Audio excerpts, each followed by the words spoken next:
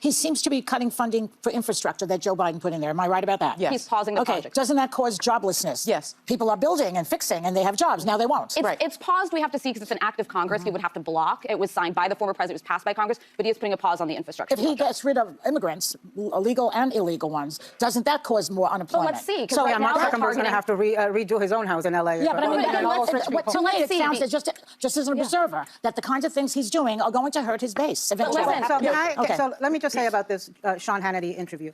You asked, your initial question was, what was your primary takeaway? I have a hard time having a primary takeaway because I feel that it's only been 3 days, but I feel like we are drinking out of a water hose, out of a caca hose. You know, it is just so much coming at us at the same time. And there is nothing that I wanted to be more wrong about. You know, I have been saying since he got elected, we have to be preparing. There are people that have to be preparing. Maybe not us here at this table because we are in a position of privilege. But if you're undocumented, if you work for the federal government, if you are transgender, you have got to be preparing. And and everything he's been promising, he did. I honestly thought, and the one thing that really did kind of take me by surprise, and it shouldn't have, were these January 6th pardons. Because I think it is such a gross, inexcusable, unjustifiable betrayal of police, of the Capitol Police. And I am disgusted